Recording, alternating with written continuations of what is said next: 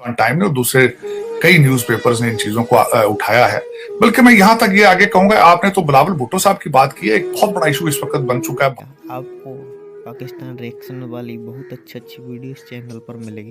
Please भाइयों channel subscribe कर लो और ऑल ऑप्शन सेलेक्ट कर लो, नोटिफिकेशन ऑल ऑप्शन सेलेक्ट कर लो प्लीज दोस्तों। भारत के अंदर जो नजर आता है, शाहरुख खान की मूवी पठान जो बनाई, उस गाने के ऊपर जो हमारे हिंदू पंडित हैं आचार्य साहब, उन्होंने कहा कि इनको जिंदा जला दूंगा अगर मुझे नजर आया, और या को अगर इनको जिंदा जलाए तो मैं उसका केस लड़ूंगा। और उन्होंने कहा कि अगर मुझे आमिर खान मिले, सलमान खान मिले, तो मैं उसको भी जला दूंगा। और फिर उसके बाद दूसरी बात जो है, चले आचार्य साहब जो है वेरी पॉपुलर इन भारत। दूसरा आगे जो उन्होंने एक और बात हुई कि मुंबई के अंदर FIR इसी गाने के खिलाफ FIR की रिटन कंप्लेंट आ चुकी है। तीसरी बात मैं इसमें फर्दर जाना चाहूंगा कि मध्य प्रदेश के जो वजीर दाखिला हैं मिस्टर शर्मा, उन्होंने स्टेटमेंट दी है इस शाहरुख खान साहब के खिलाफ।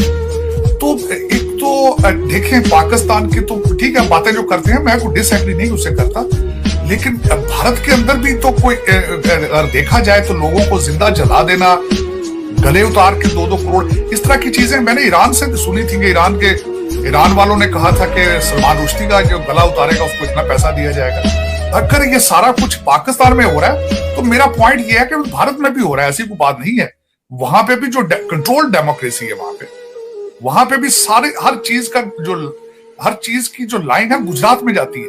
अंबानी अडानी दोनों जो है वो गुजराती हैं दोनों। मोदी साहब भी अगर इंडियन सिविल सर्विस से लोग लेते हैं तो गुजरात के लोगों को प्रेफर किया जाता है।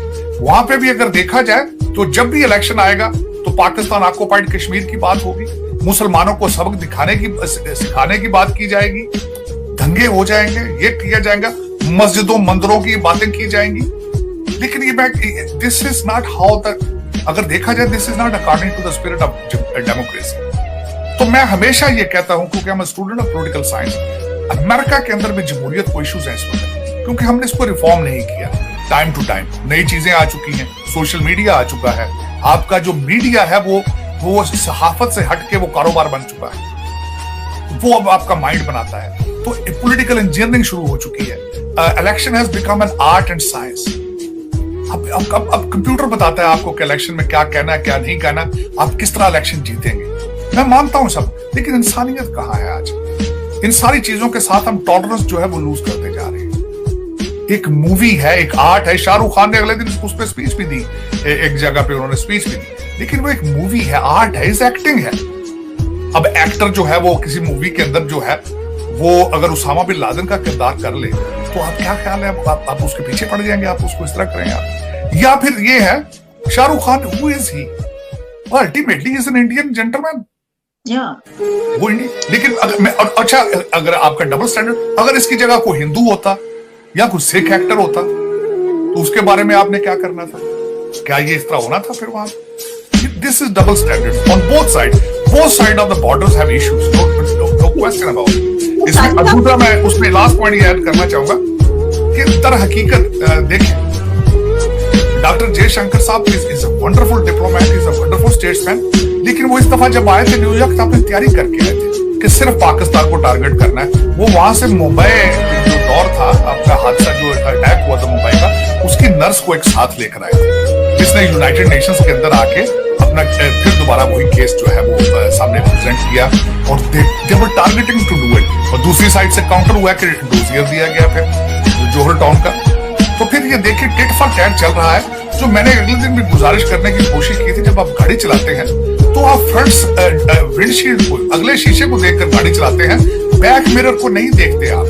तो दोनों तरफ से मुमालिक से मैंने अफसोस की बात यह है तो फ्यूचर की प्लानिंग या रोड मैप टू पीस नहीं बताया गया। माजी में कहा है आपने उसामा बिन लादेन, आपने गुजरात का हादसा कह दिया, उन्होंने उसामा बिन लादेन कह दिया, लेकिन दोनों में से किसी ने ये नहीं बताया कि हम आगे किस तरह बढ़ेंगे। तो सारी साहब, ये जो नेट प्राइस आप फरमा रहे हैं और जो अमेरिका की तरफ से जो है ये बात कही जा रही है, तो क्या इसको हम रोड मैप बना सकते हैं? यानी क्या आप समझते हैं कि ये जो अब कॉन्फ्लिक्ट बीच में आया और मजीद दूरी पैदा हो गई है दोनों कंट्रीज में, तो इसमें अमेरिका किस तरीके से एक तो रोल प्ले कर सकता है? दूसरा ये कि अगर मैं आपसे बड़ा एक क्रिटिकल सवाल ये करूं कि अमेरिका जब ये कहता है कि दोनों हमारे बड़े गहरे पार्टनर हैं और दोनों हमारे अलाय हैं, तो उसमें असल में अमेरिका किसको पार्टनर समझता है और किसको अहमियत देता है? देखिए, अगर मेरा 36 साल यहाँ पे मैं have been political worker, America always goes for their own interest, और इस वक्त उनका interest is with Bharat. Reason, क्योंकि India can serve better, they can serve them better against China, number one. दूसरा, उनकी quality of education, it is helping them here in the US economically. और दूसरा, they have आपको माननी पड़ेगी सारी चीजें, Indian diaspora, quality of them, their contribution here in the US, और उसके बाद उनकी भारत के अंदर भी जो है इस वक्त भारत की तरक्कियां जो हैं वो भी अगर देखा जाए तो उस रीजन में China looks down, Bharat coming rising. So अगर देखा जाए कोई भी, तो इट्स अ कॉमन सेंस कि उन्होंने भारत को पिक करना है। पाकिस्तान को मैं समझता हूं पहली दफा बड़े अरसे के बाद they are looking at Pakistan अभी तक, बल्कि बियॉन्ड द, अभी मैं हमेशा पाकिस्तान अमेरिका रिलेशनशिप जो उनको डिवाइड करता हूं 3 हिस्सों में। एक जो रशिया आया था, वो रशिया अफगानिस्तान में आया, Pakistan and America became lovey dovey, आपने मुजाहिदीन बनाए, सब कुछ किया, कंटेनरों में आपने डॉलर भेजे।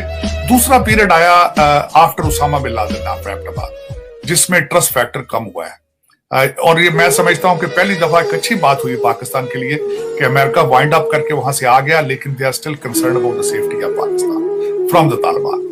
ये एक अच्छी बात है, मैं समझता हूँ पहली दफा हुआ है कि, लेकिन जो मुझे अफसोस है, जो कंसर्न है कि अमेरिका पाकिस्तान को अफगानिस्तान के बगैर किसी दूसरे लेंस से नहीं देखता, कि वो सिर्फ देखता है तो रिलेटेड टू टेररिज्म देखता है, वो रिलेटेड तो देखता है कि Afghanistan, how the Taliban will be handled, how the TTP, how the ISIS, इससे बयान जो है वो थिंग्स आर नॉट मूविंग। और उसमें पाकिस्तानियों का कसूर है, क्योंकि आपने कोई ऐसी प्रोडक्ट बनाने की, एक्सपोर्ट करने की कोशिश ही नहीं की जो आपको रिप्रेजेंट कर सके। तो आज आपके रिलेशनशिप जिस तरह आप कहा कि अमेरिका तो चले 7 समुद्र दूर है, 4 ममालिक जिनके साथ आपके बॉर्डर है, आप उनके हालात आपके साथ बड़े खराब हैं। आपको इस वक्त अगर मुझसे पूछा जाए तो आपके लिए the number 1 priority should be to fix the relationship with your neighbours, period. आप उसके बगैर तरक्की नहीं कर पाएंगे।